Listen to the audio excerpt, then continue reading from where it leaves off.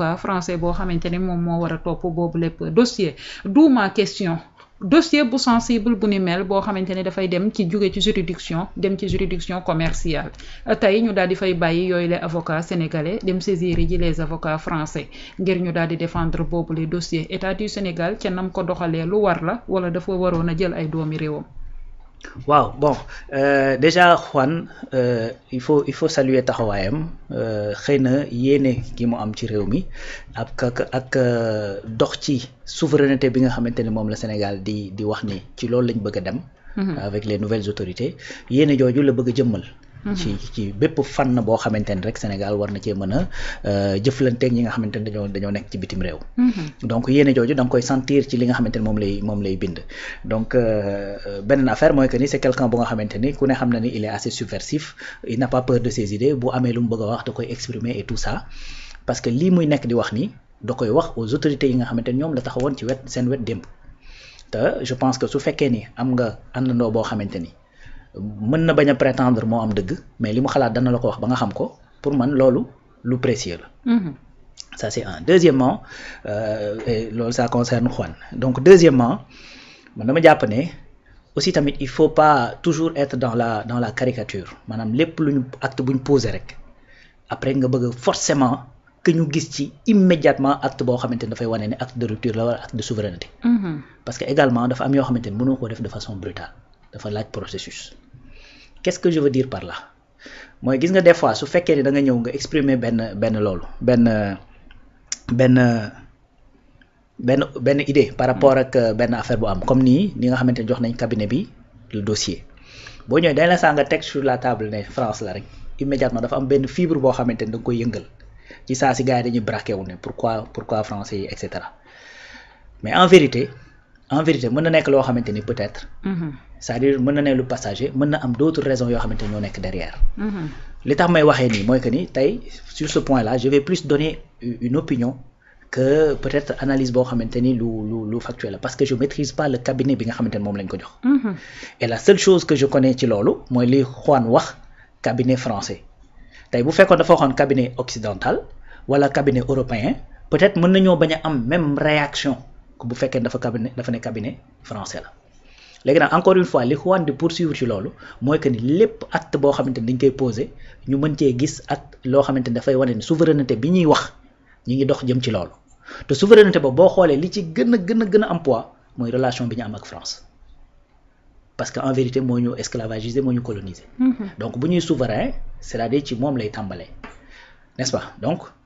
lien yooyu pour briser ko moom day bëgg muy feeñ ci lépp acte bu ñuy poser léegi nag quelque part. c'est-à-dire sunu ay avocat ku ne xam nañ ni wax dëgg fa yàlla seen dayoo seen envergure et cetera mais aussi il faut rappeler benn point mooy que ni parfois dafay am des spécialisations des fois mën nga am ay sujets yoo nga xamante ni dafay am ay cabinets yoo xamante ni ñoo koy gën a maîtriser. ndax fii ci réew mi am na cabinet yooyu ou pas je ne sais pas ndax effectivement cabinet bële dafa nekk loo xamante ni état da daan yàgg di liggéey ak moom te muy am ay résultats je ne sais pas parce que su fekkee ni tamit du ñëpp ñi ngay collaborer ñooy problème. Ça il faut le dire gis nga je pense que après point boobu dinañ ci kii. Effectivement c'est prévu le 23 septembre que premier ministre dem France bu demee kan lay waxtaanal BPI France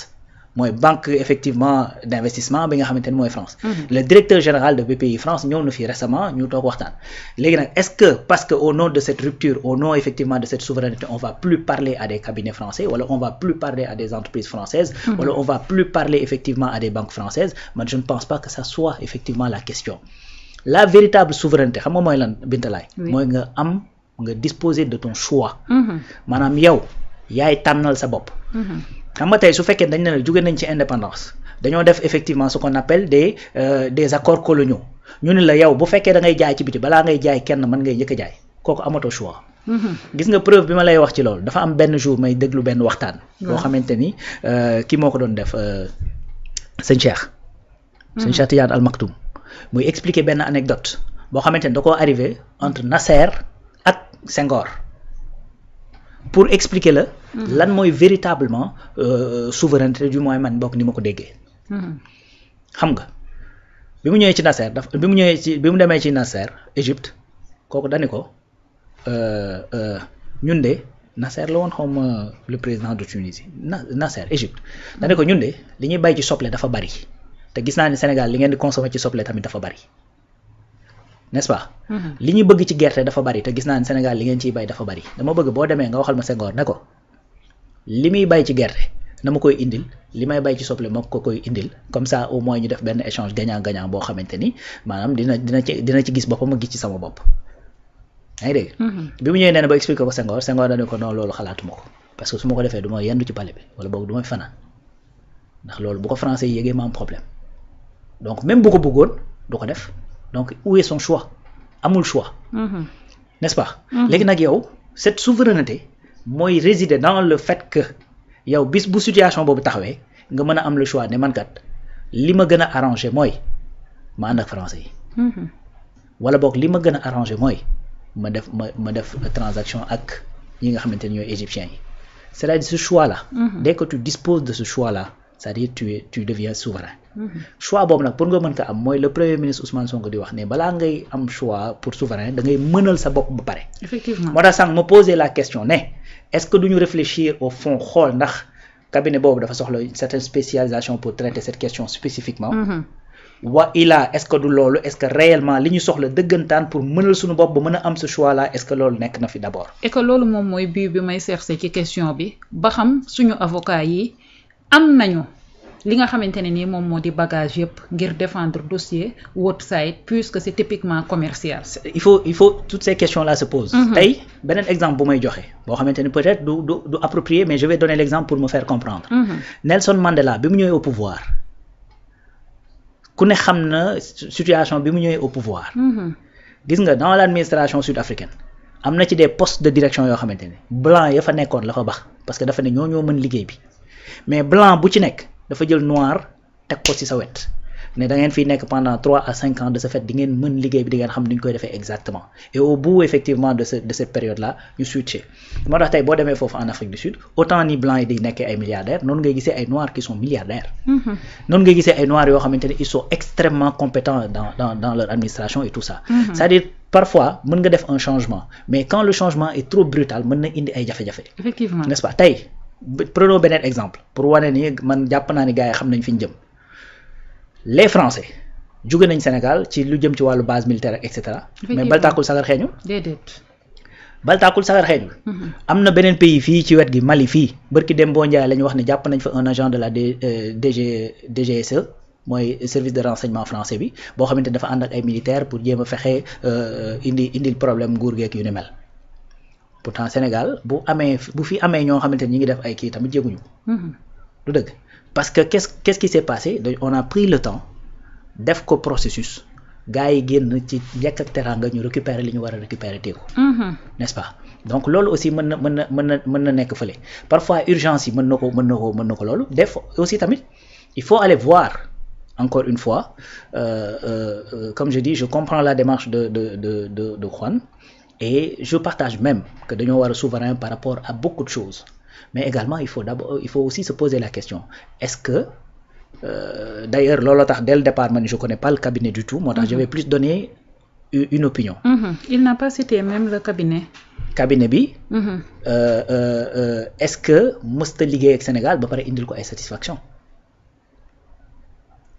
parce que su fekkee ne tey lu ko Sénégal mës a sant dem na liggéey ko ni mu ko war a liggéeyee indil ko ci résultat yi mu ko ci war a indil Sénégal gis ci bénéfice yi mu ci war a gis pour man y a pas de problème effectivement à ce que ngay def cette dichotomie d'autant plus que c'est-à-dire les autres avocats sénégalais comme yi ngay wax il y a énormément de dossiers à traiter maintenant peut-être xool ay mécanismes yoo xamante ni dans le processus di nga ci mën a dugal ces avocats ñu mën a xam yëf yi nii lay demee lii lañ soxla et cetera suñuy avocat nag wax dëgg fa yàlla envergure mondiale la ñu am ay avocats yu mag a mag lañ fi am ñoo xamante dañuy plaider un peu partout dans le monde di liggéey un peu partout di liggéey ci n'importe quelle société et tout ça mais comme je maîtrise ni le cabinet ni effectivement l'historique du cabinet avec le Sénégal je peux pas m'avancer pour dire que cabinet bu bon la wala déet beneen affaire boo xamante ne aussi je veux faire remarquer mooy que ni bu fekkoon ni Juan dafa ne un cabinet européen je ne pense pas que dina poser problème beaucoup plus su fekkee dafa ne un cabinet français parce que aussi Juan sait très bien sentiment anti-français bi nga xamante ne am na actuellement en Afrique n'est-ce pas donc parfois mën na nekk di gars yi mën nañ nekk di surfer ci loolu mais li wér te wóor mooy que ni jàpp naa ni il peut pas être plus souverainiste que Ousmane Sonko. Effectivement. Il peut pas être plus souverainiste effectivement que le président Bassirou Diomaye Faye ni plus souverainiste que le parti Pastef bi nga xamante ni moo leen porté au pouvoir ce discours souverainiste moo leen porté au pouvoir. Si toutefois que li nga xamante ni moom moo di juridiction boobee Woodside daal dinay am dëgg ci kaw état du Sénégal d'autant plus que état du Sénégal moo ko redressé à hauteur de 40 milliards yoo xamante ni war na leen kaa daal di fay ci li nga xamante ni moo di wàllum fiscalité si toutefois ñu dem ci juridiction yooyee avocat cabinet français bi daal di ñàkk li nga xamante ne ni moom moo di ci kanamuk Woodside lan moo mën a xew diggante Woodside ak état du Sénégal. Il aura perdu bu fekkee dafa perdre il aura perdu donc parce que état du Sénégal moom moo ko attaqué ci lu jëm ci wàllu fiscalité. defal ko redressement 41 milliards 200 millions et quelques donc kooku ne non waruma ko fay. Pourquoi waroo ko fay mu ne parce que contrat bi moo ma jox la possibilité ne loolu dañ ma koo exonérer ñu ne ko mais contrat bi mënu la exonérer loolu ndax. code bi nga xamante ni mooy code 2020 su ma juumul code bi waxul loolu mu ne non code bi loolu la parce que texte bi wax ci biir code boobu bon ça n'a pas trop évolué donc bi ñuy tënk contrat bi moom c'est-à-dire dañu jël référence ci code bi nga xamante ni mooy code 98 alors que je pense en 2016 il y a eu un nouveau code donc loolu mooy amalgame bi nga xamante ne am na ci yëf yi. état du Sénégal nag kii boobu la relevé prox ndoolu boobu la jaar ne ko effectivement mënuñu la jox un contrat boo xamante ni c'est nu ma koy tuddeeti. c'est ultérieur voilà c'est en fait le contrat n'est pas caduc sax mais c'est ultérieur ci code bu bees bi. code bu bees bi moo ko jiitu ba pare ñu war la référencer ci code ba nga xamante ni c'était en 98. donc état du Sénégal loolu la jël teg ko sur la table ne ko donc loolu ngay wax ni dafa dugg ci sa exonération dugg ci da nga koy fay.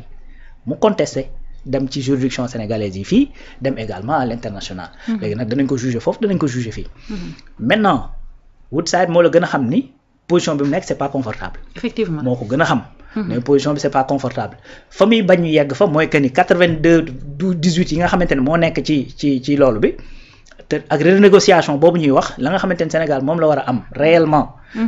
Pas juste ci fiscalité de mais dans le contrat même dans l'exploitation même ci bénéfice yi génn li ñu ci war a am c'est-à-dire peut-être foofu lay bañ ñu dugg fa ñu yegg fa mais nag état du Sénégal volonté bi mu wane affiché ko mu clair mooy que ni 82-18 yi nga xamante ne moom moo nekk ci contrat boobu. Quand je dis 82-18 mooy ne contrat bi dañ ne exploitation Sangomar bu ñu ko defee les 80% dafay jëm ci exploitants yi. les 20% mooy charge fiscale yeeg yooyu état di loolu léegi parmi ces 80% là 82% yi Woodside moo ko moom 18% yi la Petrosen moom. donc noonu lañ defee yëf yi léegi nag 18% yooyu aux yeux de l'état du Sénégal dafa tuuti. du Ousmane Sonko ne woon dañuy renégocier waat exactement léegi nag tey bu fekkee da ngaa ñëw nag soulever effectivement cette question de fiscalité teg ko sur la table. Première chose bi mu lay mën a permettre mooy dina la mën a indil ay xaalis boo dugg sa caisse. mais également da lay jox un argument de négociation. da lay jox un argument qui est très fort dans la négociation. donc boo ñëwee teg ko sur la table peut-être la nga bëgg a am fële mën ngeen dem ba waxtaanee ko nga ne léegi wàññi ma fii tuuti ma jox la ci fay dara.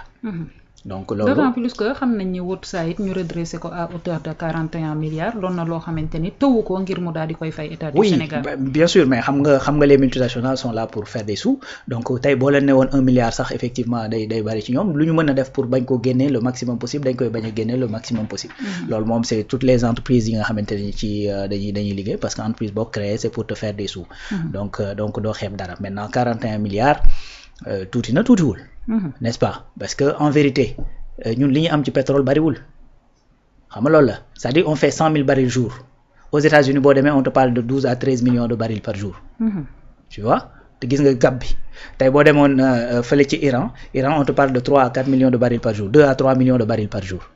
tu vois donc gis nga différence bi c'est énorme donc ñun li ñuy kii bariwul moo tax ci biir loolu tey gis nga pendant 1 an yi nga xamante ne exploité nañu. li nga xamante ne moom la Woodside génne comme chiffre ne à peu près moom la ñu atteindre mooy 1 milliard de dollars. tu vois donc ça te donne une idée de li ñu am ci pétrole bariwul et tout ça mais bras de fer la boo xamante ni man gëm naa ni les autorités dinañ ci dem ba jusqu'au bout. parce que loolu lañ ci affiché en vérité cette volonté ferme parce que à chaque fois président Bassirou ba mu génnee bu ma leen nee dinañ négocier premier ministre ba mu génnee bu ma leen nee dinañ négocier donc y a de la matière. tey Juan Branco kaddu yi nga xamante ni daal dina koy yëkkati Barrow bi